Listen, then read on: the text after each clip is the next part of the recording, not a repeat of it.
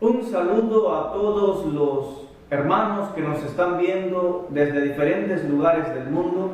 Muchas gracias por permitirnos entrar hasta sus hogares a través del internet. Deseamos que el Señor les siga bendiciendo ricamente y que estos estudios que estamos compartiendo puedan ser de gran bendición para su vida, que les ayude a seguir creciendo en la gracia y en el conocimiento de nuestro Dios, y le ayude también en su ministerio, en su labor de servir al Señor. Vamos a continuar con esta serie de estudios que hemos titulado El cristiano y su dinero. Vimos en el primer encuentro cómo daba Israel, cómo Israel honraba, glorificaba a Dios en el acto de dar. Y hoy vamos también a ver qué apoyo bíblico tienen esos predicadores sanos para enseñar que el diezmo es bíblico.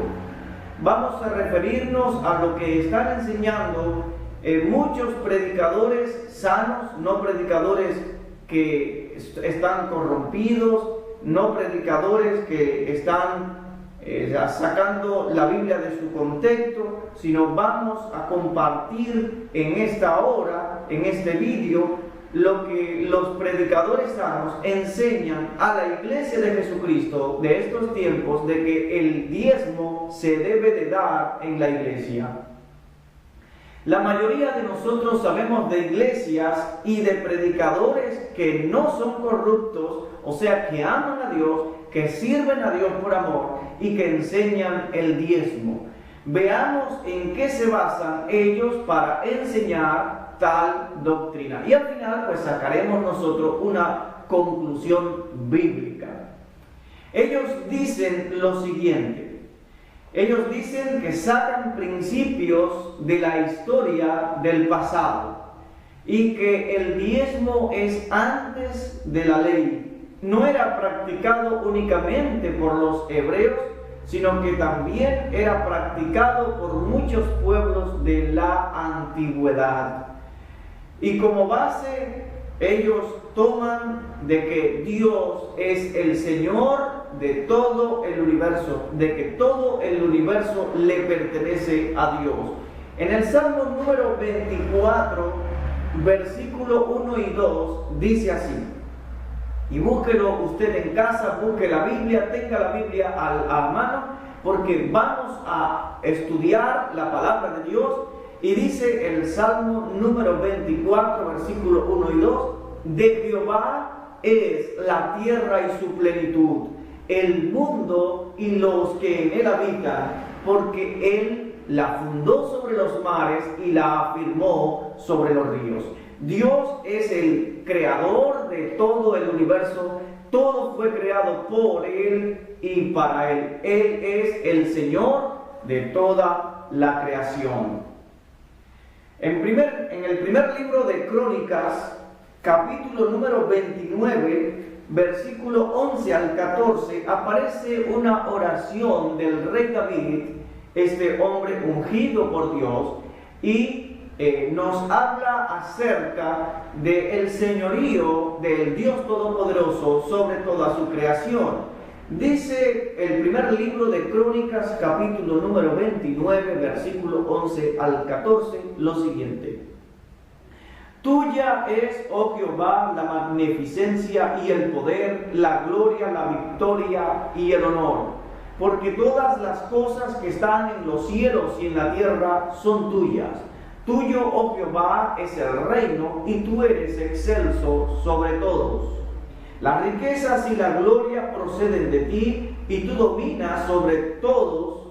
De tu mano está la fuerza y el poder, y en tu mano el hacer grande y el dar poder a todos. Ahora pues, Dios nuestro, nosotros alabamos y loamos tu glorioso nombre, porque ¿quién soy yo y quién es mi pueblo para que pudiésemos ofrecer voluntariamente cosas semejantes?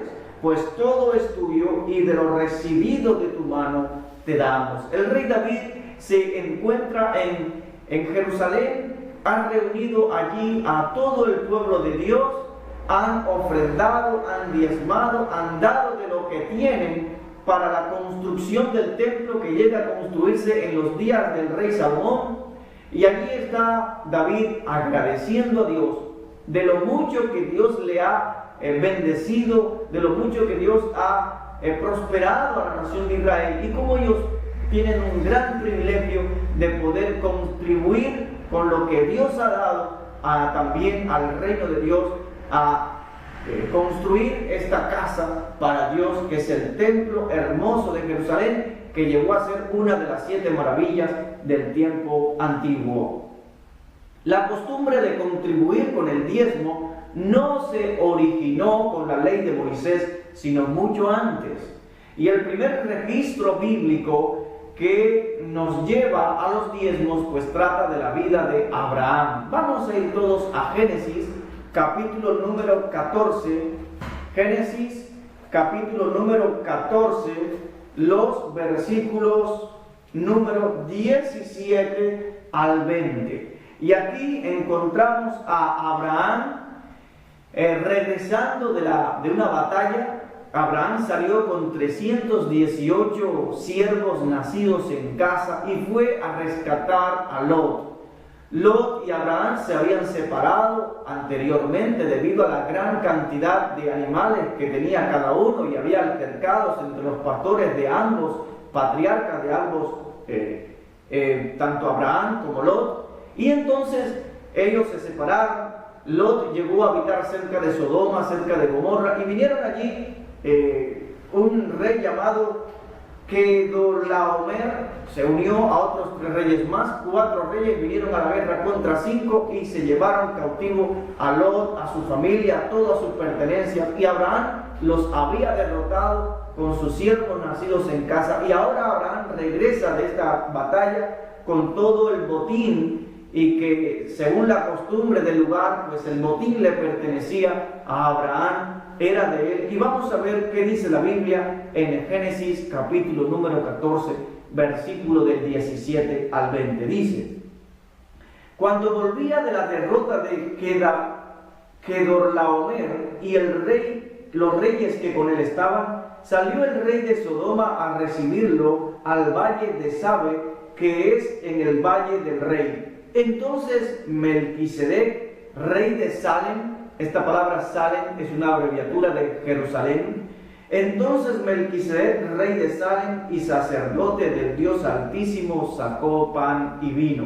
Y le bendijo diciendo: bendito sea Abraham del Dios Altísimo, creador de los cielos y de la tierra. Y bendijo: bendito sea el Dios Altísimo, que entregó tus enemigos en tu mano. Y le dio a Abraham los diezmos de todo. Abraham está dando los diezmos de todo el botín a este rey y sacerdote del Dios Altísimo, a Melquisedec. Los diezmos que pagó a Abraham a Melquisedec y la bendición de este rey sacerdote a Abraham no nos habla de que no era necesario que existiera una ley para dar a Dios con generosidad. No se explica en Génesis por qué fue que Abraham le dio los diezmos a Melquisedec. No encontramos ningún pasaje donde nos diga que Abraham posteriormente dio diezmos, y no encontramos un pasaje que nos diga que nunca más Abraham dio diezmos a Dios. Y de este pasaje, por supuesto, no podemos sacar nosotros una ley para decir que el diezmo para nosotros hoy en día es bíblico. En la carta a los Hebreos, sin embargo, se nos dice que el sacerdocio de Melquisedec era infinitamente superior al sacerdocio arónico o levítico. Y voy a invitarles a que ustedes busquen en la carta a los Hebreos, capítulo número 7, Hebreos, capítulo número 7, y vamos a leer del versículo número 1 hasta el versículo número 17. Hebreos, capítulo número 7, Hebreos 7, del 1 al 17, dice así: pero este Melquisedec, rey de Salem, sacerdote del Dios Altísimo, que salió a recibir a Abraham, que volvía de la derrota de los reyes, y le bendijo, y a quien asimismo dio a Abraham los diezmos de todo, cuyo nombre significa primeramente Rey de Justicia y también Rey de Salem, esto es Rey de Paz, sin padre, sin madre, sin genealogía, que ni tiene principio de días ni fin de vida, sino hecho semejante al Hijo de Dios, permanece sacerdote para siempre.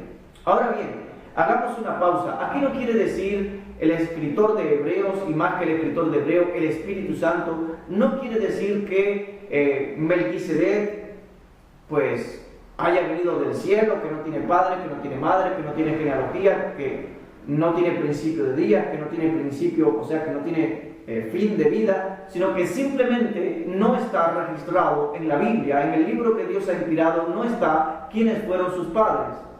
No se nos dice y se nos habla algo acerca de su árbol genealógico. No se nos dice el día que nació, no se nos dice los hijos que tuvo, no se nos habla nada acerca de Melquisedec. Melquisedec entró a las páginas de la Biblia, bendijo a Abraham, tomó el diezmo que Abraham le dio y salió inmediatamente de las páginas de la Biblia. No fue el propósito de Dios a la hora de inspirar su palabra hablarnos acerca de Melquisedec. Dios estaba concentrado hablándonos acerca de Abraham, acerca de su descendencia, porque a través de esa descendencia Dios traería al mundo a alguien que en él serían benditas todas las familias de la tierra, y que por supuesto nos habla acerca de Jesús. Pero Jesús viene como sumo sacerdote también, hablando espiritualmente y también en sentido figurado, viene a nuestras vidas por medio de este sacerdote, no por medio del sacerdote arónico. Y vamos a verlo. Dice el versículo 4: considerad pues cuán grande era este Melquisedec, a quien aún Abraham el patriarca dio diezmo del botín. Ciertamente los que de entre los hijos de Leví reciben el sacerdocio tienen mandamiento de tomar del pueblo los diezmos según la ley, es decir, de sus hermanos, aunque estos también hayan salido de los lomos de Abraham. Pero aquel cuya genealogía no es contada de entre ellos, tomó de Abraham los diezmos y bendijo al que tenía la promesa. Y sin discusión alguna, el menor es bendecido por el mayor. Y aquí ciertamente reciben los diezmos hombres mortales, pero allá uno de quien se da testimonio de que vive, o sea, no se nos habló nunca de su muerte. Y por decirlo así, en Abraham pagó el diezmo también Leví, que recibe los diezmos, porque aún estaba en los lomos de su padre cuando Melquisedec salió al encuentro. O sea, Abraham aún no había tenido ni hijos, no había tenido aún a Isaac ni a Ismael, que fue el primero que tuvo con Agar la egipcia. Sin embargo, en sentido figurado, aún en sus lomos estaba todavía Isaac, estaba Jacob y estaba Leví en sus lomos. No habían nacido, sin embargo, estaban pagando, todos ellos estaban pagando los diezmos por medio de Abraham, en sentido figurado. Si pues la perfección fuese por el sacerdocio levítico, ¿por qué bajo él recibió el pueblo la ley? Fue necesario, o sea, ¿qué necesidad habría aún de que se levantase otro sacerdote según el orden de Melquisedec, y que no fuese llamado según el orden de Aarón? Porque cambiando el sacerdocio, necesario es que haya también cambio de ley. Y aquel de quien se dice esto es de otra tribu, de la cual nadie sirvió al altar. Porque manifiesto es que nuestro Señor vino de la tribu de Judá, de la cual nada habló Moisés tocante al sacerdocio. Y esto es aún más manifiesto, si a semejanza de Melquisedec se levanta un sacerdote distinto, no constituido conforme a la ley del mandamiento acerca de la descendencia, sino según el poder de una vida indestructible, pues se da testimonio de él: tú eres sacerdote para siempre según el orden de Melquisedec. Hermanos míos queridos, Jesús viene a este mundo por la línea de Judá, no por la descendencia de Leví, que es de donde procede Aarón, la clase por donde vienen los sacerdotes. Jesús es sacerdote según el orden de Melquisedec y no por Aarón. Jesús pertenece a la tribu de Judá y Jesús es sacerdote para siempre. Él está intercediendo por nosotros a la diestra del Dios Todopoderoso. Es nuestro abogado. La Biblia dice en 1 Juan 2:1: hijitos míos, no pequéis. pero si hubierais pecado, abogado tenemos para con el Padre a Jesucristo el justo. Él está ahí a la diestra de Dios intercediendo por nosotros. Jesús es nuestro sumo sacerdote y ahora Jesús viene a este mundo no por la tribu de Leví, sino por el orden de Melquisedec. De aquí se saca un principio para nuestra vida, pero vamos a seguir mirando las enseñanzas bíblicas. Cuando aún no existía una ley que obligaba a la persona a dar los diezmos, Jacob prometió a Dios dar el diezmo. Vamos a verlo en el libro de Génesis, capítulo número 28, los versículos 20 al 22. Génesis, capítulo número 28, versículo 20 al 22. Recordemos que en este pasaje, en este capítulo número 28, Jacob se encuentra huyendo de su hermano Esaú. Había robado la primogenitura o había comprado la primogenitura a su hermano Esaú, y ahora también había tomado por engaño la bendición. Esaú comenzó a decir: cuando muera mi padre, pues yo mataré a mi hermano Jacob. Y esto llegó a oídos de Rebeca, y Rebeca habló con Isaac para que mandara a Jacob a Padán Aram, allá a Mesopotamia, a su familia, a su parentela, para que Jacob se casara con una de las hijas de Labán, o encontrar allí dentro de los parientes de Rebeca, pues encontrar allí una mujer para casarse, pero también con la perspectiva de que pudiera escapar de las manos de Esaú hasta que Esaú se calmase. Y de allí salió Jacob de la tierra de Canaán hacia la tierra de Padán Aram, y llegó a un lugar llamado Beter, y allí pasó la noche. Jacob puso una piedra, recostó su cabeza sobre la piedra y comenzó a soñar. Soñó que veía una gran escalera que llegaba hasta el cielo, y por esa escalera ángeles que bajaban, ángeles que subían, y encima de la escalera estaba Dios. Y Dios le habló a Jacob, Dios le habló proféticamente a Jacob, y le habló de estar con él, de bendecirle, de cuidarle, de prosperarle y de bendecir en su simiente todas las familias de la tierra. Y Jacob, cuando despierta, dice y hace un voto a Dios, y dice ahora, Génesis capítulo número 28, versículos 20 al 22, e hizo Jacob voto. Esa palabra voto significa promesa, diciendo: si fuere Dios conmigo, y me guardare en este viaje en que voy, y me diere pan para comer y vestido para vestir, y si volviere en paz a casa de mi padre, Jehová será mi Dios.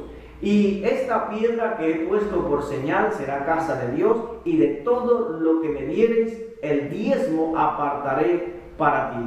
Ahora Jacob está prometiendo a Dios dar el diezmo. Jacob simplemente quiere que Dios le sustente, que Dios le cuide, que Dios le vista, que Dios le calce.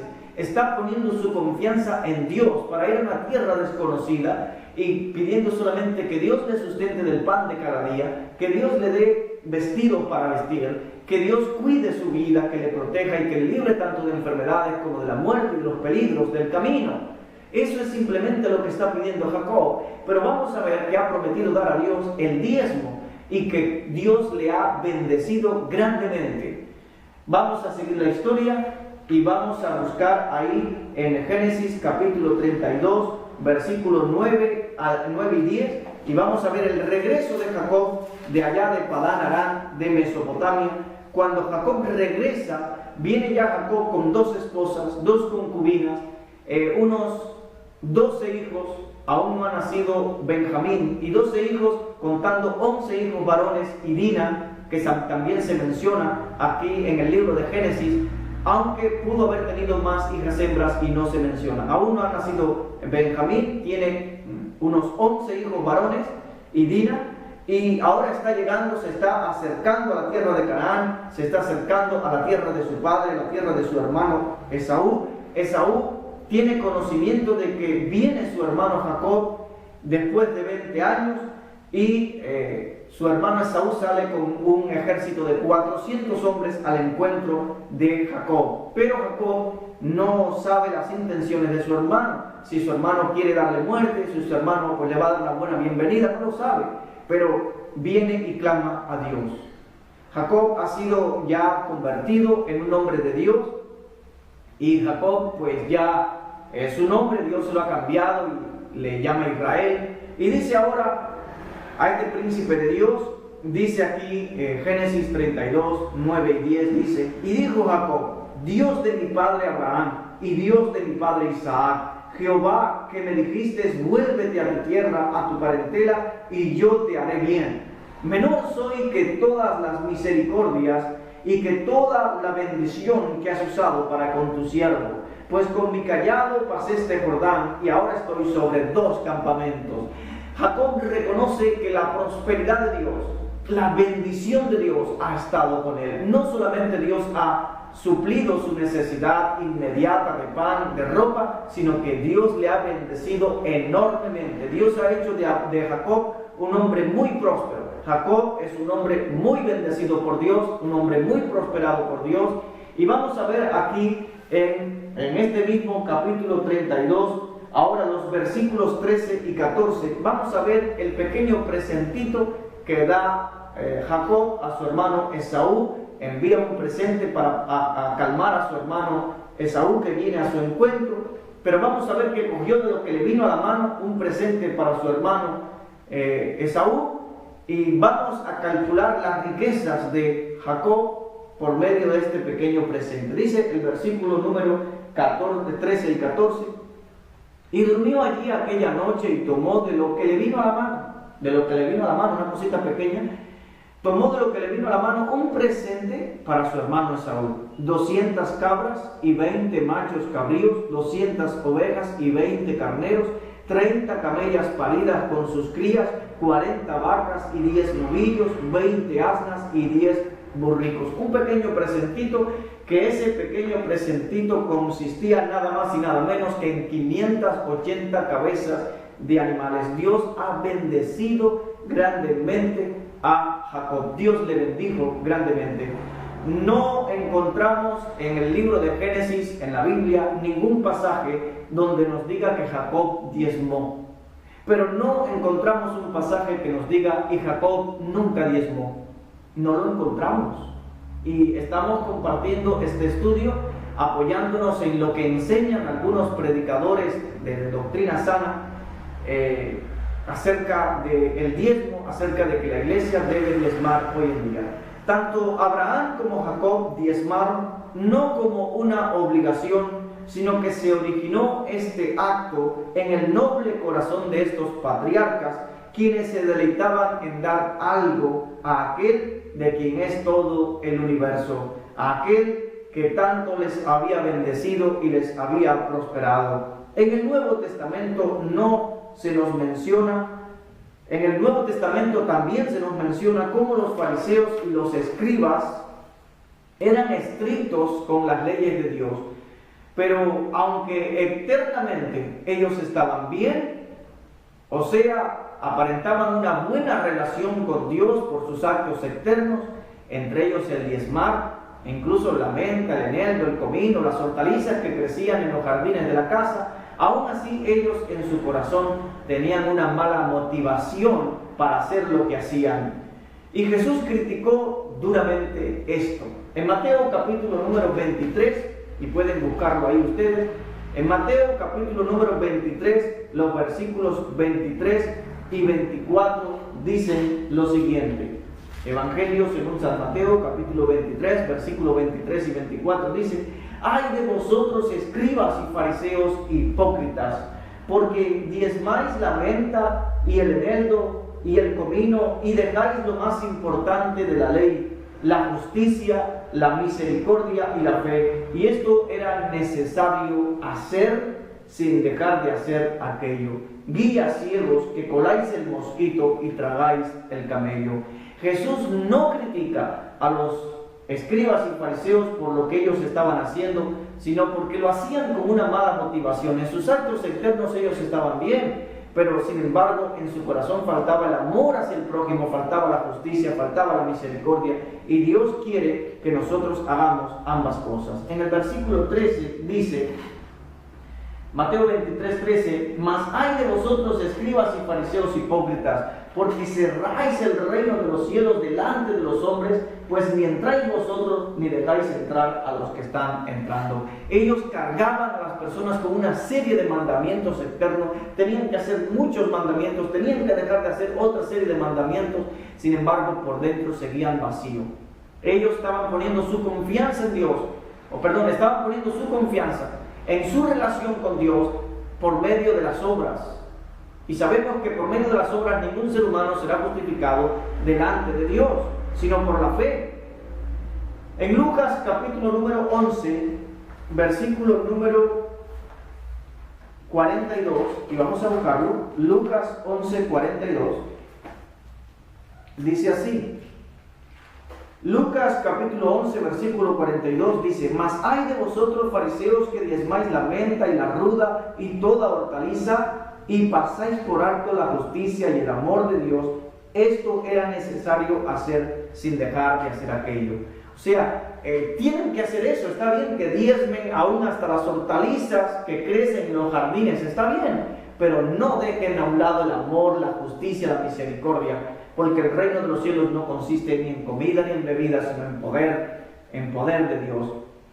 Como Jesús nunca dijo que los fariseos estaban equivocados en lo que enseñaban, sino en lo que hacían y sobre todo en el por qué lo hacían. En Mateo capítulo 23, los versículos 1 al 3 dicen: Entonces habló Jesús a la gente y a sus discípulos diciendo: En la cátedra de Moisés se sientan los escribas y los fariseos, así que todo lo que os diga que guardéis, guardadlo y hacedlo, mas no hagáis conforme a sus obras, porque dicen y no hacen. Jesús nunca criticó sus enseñanzas. Ellos en las enseñanzas estaban bastante bien, pero después no lo practicaban. Ellos buscaban el ser mirado por la gente, en ser alabado por la gente, y no buscaban el amor ese interior hacia la gente, sino que era siempre por una mala motivación. Querían ser alabados por la gente, lo hacían para agradar a la gente, para que la gente dijera: mira qué buen fariseo, mira qué buena persona. Los fariseos eran la secta más estricta dentro del judaísmo y estaban bastante bien. Refiriéndose a los fariseos, a los escribas, Jesús contó esta parábola. Voy a invitarles a buscar el Evangelio según San Lucas, capítulo número 18. Evangelio según San Lucas, capítulo número 18, los versículos del 9 al 14. Y dice así la palabra de Dios. Evangelio según San Lucas, capítulo número 9, capítulo número 18, versículo 9 en adelante. A unos que confiaban en sí mismos como justos y menospreciaban a los otros, dijo también esta parábola. Una parábola es una historia de la vida real que Jesús la usó para enseñar grandes verdades espirituales. Dice: dos hombres subieron al templo a orar. Uno era fariseo y el otro era publicano. Un fariseo, como he dicho, era una persona que pertenecía a una de las sectas dentro del judaísmo, los fariseos, y era una de las sectas más estrictas.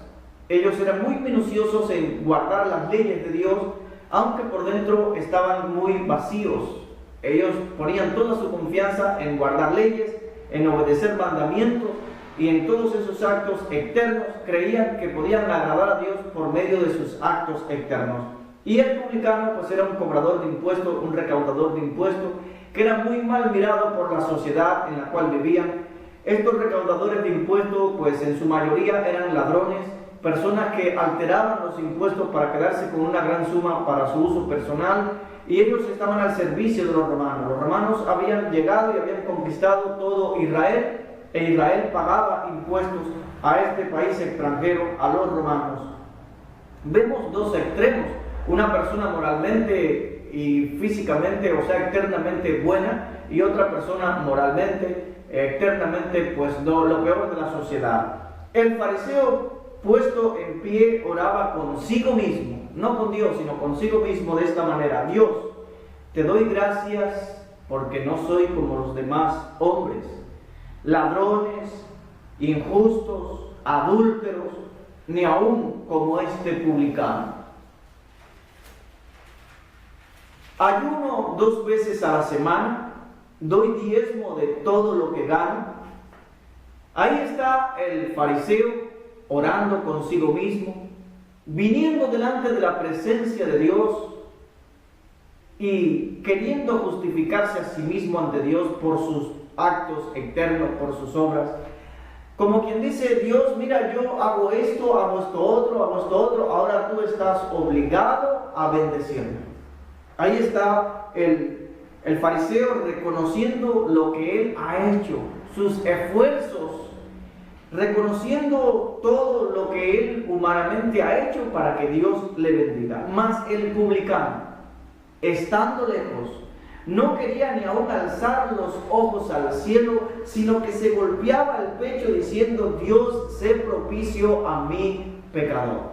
El publicano tal vez ayunaba, tal vez daba a los pobres, tal vez no era tan malo, tal vez dentro de los publicanos había publicanos que eran peores que él y él podía compararse con otros publicanos y se podía encontrar mejor. Pero cuando uno está delante de la presencia de Dios, ahí sí nos damos cuenta que todos hemos quebrantado las leyes de Dios, porque Dios es un Dios 3 veces santo, Dios es un Dios apartado de todo mal, Dios es un Dios puro, un Dios limpio, un Dios que no tiene comunión con el pecado, que no se agrada en el pecado. Y ahí está este publicano reconociendo que ha fallado a Dios, golpeándose el pecho, como quien dice: Dios, yo sé que he pecado, te pido perdón.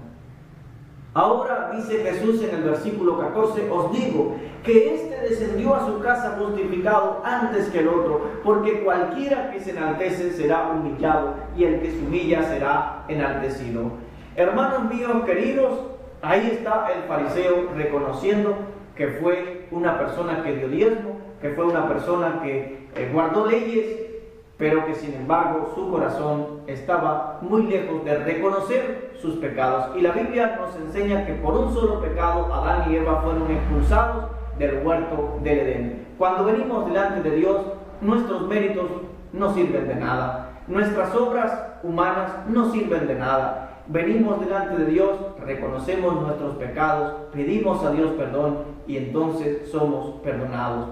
La Biblia dice: si confesares con tu boca, si confesamos nuestros pecados, Él es fiel y justo para perdonar nuestros pecados y limpiarnos de toda maldad. Dice la Biblia en 1 de Juan 1:9.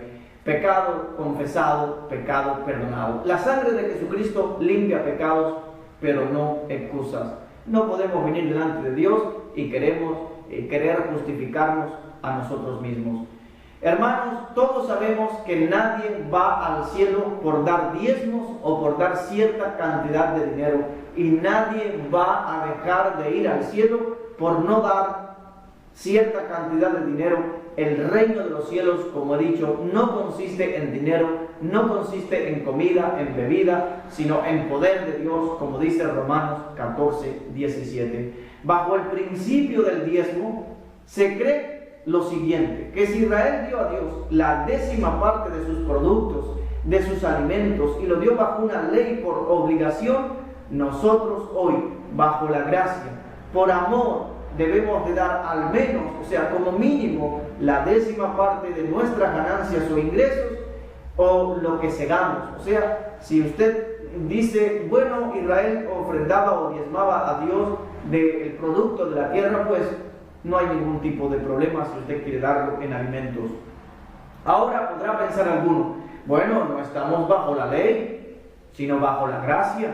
Aún así, yo le pregunto a usted, mi querido hermano, porque queremos que sea la Biblia la que hable a nuestros corazones y no ningún pensamiento humano, para que nuestra vida sea realmente una alabanza a Dios, para que Dios bendiga nuestras vidas, para que Dios nos prospere y que Dios levante hombres y mujeres comprometidos con Él. Se necesita que Dios bendiga económicamente a muchos cristianos, porque se necesita del dinero de la iglesia para seguir llevando la obra de la iglesia a muchos rincones del mundo. Aún las sociedades bíblicas están trabajando para traducir la Biblia a algunos idiomas y dialectos del mundo, que todavía falta que la Biblia llegue a sus idiomas originales.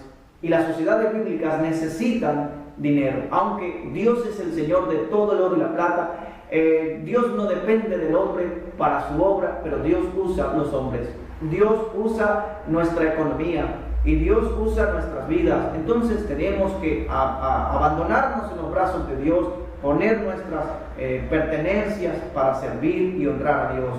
Se necesita llevar el Evangelio a muchos lugares. Se necesita. Y Dios va a levantar hombres y mujeres económicamente poderosos para bendecir a su pueblo. Porque Dios usa instrumentos para bendecir al hombre. Ahora yo pregunto, ya para aquellas personas que pueden pensar y decir, no estamos bajo la ley, sino bajo la gracia. Y es verdad, es cierto, estamos bajo la gracia. Pero yo pregunto, ¿se puede bajo el nuevo pacto matar a una persona? No, claro que no. La ley dice en Éxodo capítulo 20, versículo 13, no matarás. Y es el versículo más pequeño de toda la Biblia. No matarás. Éxodo capítulo 20, versículo 13. Pero Jesús fue más lejos. Jesús puso una ley por encima. Jesús dijo en Mateo capítulo número 5, y les invito a buscarlo, en el Sermón del Monte y en las bienaventuranzas, Jesús dijo en Mateo capítulo 5, versículos 21 y 22, oísteis que fue dicho a los antiguos, no matarás, y cualquiera que matare será culpado de juicio.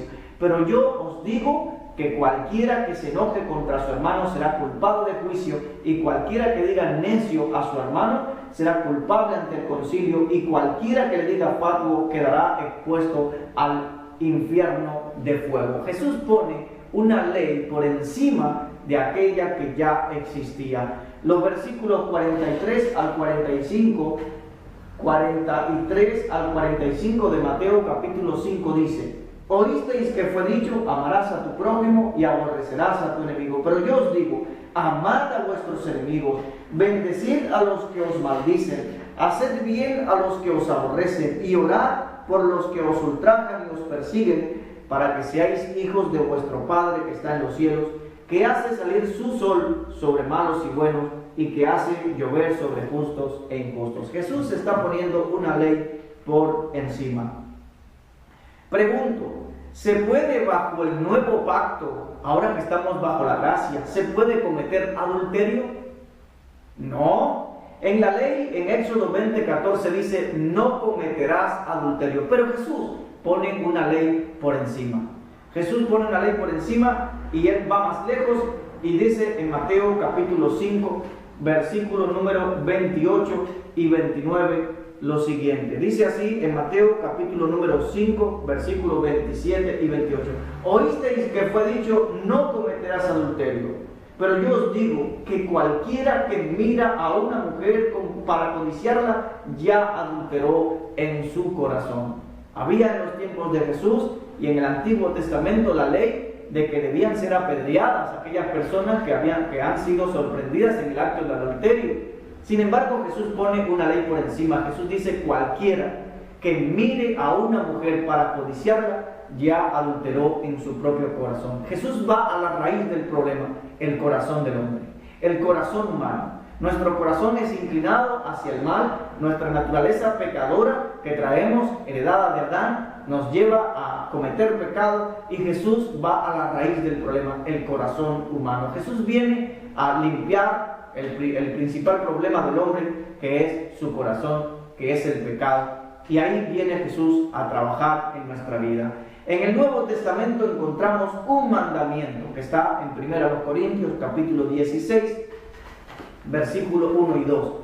Dice así la palabra de Dios en 1 Corintios, la primera carta del apóstol San Pablo a los Corintios, capítulo número 16, versículo 1 y 2, dice: en cuanto a la ofrenda para los santos, haced vosotros también de la manera que ordené, es una orden, de la manera que ordené en las iglesias de Galacia, cada primer día de la semana, el domingo, cada uno de vosotros ponga aparte algo, según haya prosperado, guardándolo para que cuando yo llegue no se recojan entonces ofrendas. El Espíritu Santo por medio de la pluma del apóstol Pablo, está hablando a la iglesia y está dejando un mandamiento, que debemos nosotros ofrendar voluntariamente cada primer día de la semana, apartar algo según hemos prosperado. Hay países que pagan semanalmente y según hemos prosperado, y esa frase según hemos prosperado nos habla de un equivalente, que si he prosperado mucho, debo dar mucho, que si he prosperado poco, pues debo dar poco. O sea, pero debo dar según he prosperado. Y hay un por ciento, no nos dice el pasaje si es el 10%, si es el 20%, si es el 50%, no nos dice, pero tenemos que tener claro que a la hora de dar el Nuevo Testamento, la Biblia nos enseña que hay que dar según hemos prosperado. O sea, que hay una cantidad que nosotros debemos sacar un por ciento, según nos entra, según Dios nos prospera, según Dios nos da, de eso que Él nos da y que es de Él y que nosotros lo administramos, tanto para nuestro uso personal como para extender su reino. Pues nosotros de eso que Él nos da, invertimos en el reino de los cielos, y hay más gozo en dar que en recibir. Es un honor, es un gusto poder participar en este acto de dar de nuestros ingresos, de lo mucho que Dios nos da, dar para su iglesia, dar para bendecir, porque Dios nos ha bendecido para ser de bendición. Cuando Dios llamó a Abraham, le dijo, Abraham, sal de tu tierra y de tu parentela, y sal a la tierra que yo te mostraré, y haré de ti una nación grande, y engrandeceré tu nombre, y te bendeciré, y serás de bendición. Y bendeciré al que te bendiga, y al que te maldice, maldeciré, y serán benditas en tu simiente todas las familias de la tierra. Dios está llamando a Abraham ahí en Génesis 12 para bendecirlo, pero para que él también pueda ser de bendición. Dios nos ha llamado a usted y a mí para ser luz en medio de las tinieblas de este mundo, para ser la sal de esta tierra, y Dios va a levantar poderosamente muchas personas bendecidas económicamente para que ellos puedan ser de bendición a otros. Simplemente somos administradores. Entonces vemos que debemos de ofrendar a Dios según hemos prosperado. Jesús nos habla también acerca de otro pasaje precioso que debemos aprender y sacar principios para nuestra vida. Y este pasaje se encuentra en el Evangelio según San Lucas, capítulo número 21, versículos del 1 al 4. Vamos a buscar todos ahí el Evangelio según San Lucas, capítulo número 21, versículo 1 al 4. Dice así: levantando los ojos, Jesús vio a los ricos que echaban sus ofrendas en el arca de las ofrendas. Vio también a una viuda muy pobre que echaba allí 2 blancas, y dijo: en verdad os digo que esta viuda pobre echó más que todos, porque todos aquellos echaron para las ofrendas de Dios de lo que les sobra, mas esta de su pobreza echó todo el sustento que tenía. O sea que de lo que nosotros poseemos debe de existir una cantidad la cual nosotros debemos invertir en el reino de los cielos. Jesús valora la fe de esta mujer viuda, una pobre mujer que echa todo lo que tiene en el arca de Dios, echa todo lo que tiene y lo ofrenda, lo invierte en el reino de los cielos, mientras que los ricos estaban dando de lo que les sobraba. Entonces sí existe una X cantidad que nosotros debemos dar en dependencia de lo que tenemos, en dependencia de lo que recibimos. Debe de existir una X cantidad que nosotros debemos de dar de eso que Dios nos da. Los predicadores sanos enseñan que se debe de diezmar voluntariamente, o sea, no por imposición, sino por amor, y que no encontramos un versículo en la palabra de Dios, en el Nuevo Testamento, que dé una orden a la iglesia diciendo: la iglesia tiene que diezmar. Pero tampoco encontramos en el Nuevo Testamento, a pesar de que hay muchas enseñanzas, a pesar de que hay personas que estaban judaizando, no encontramos un pasaje en el Nuevo Testamento donde diga la iglesia de Jesucristo no tiene que diezmar. Los predicadores de sana doctrina que enseñan el diezmo, ellos toman estos versículos y estos pasajes que hemos compartido como base y sacan de aquí principios para la iglesia obedecer en los términos actuales, o sea, en los días actuales, que la iglesia de Jesucristo debe de obedecer. En el próximo estudio vamos a ver los versículos, los pasajes que se apoyan a aquellos también predicadores sanos que enseñan que no hay que diezmar, sino que hay que ofrendar voluntariamente. Vamos a ir analizando toda esta serie de temas para nosotros después al final sacar bíblicamente una conclusión y que Dios esté contento, que Dios esté regocijado, que Dios se sienta adorado y alabado en el momento en que nosotros damos de lo que Él nos da. Que Dios le bendiga muy ricamente y que Dios haga de usted una persona próspera, una persona generosa, que nunca tenga que pedir, sino que siempre tenga para dar, y que Dios levante su vida para que sea un canal de bendición económicamente a su iglesia. Muchas bendiciones y muchas gracias por estar con nosotros.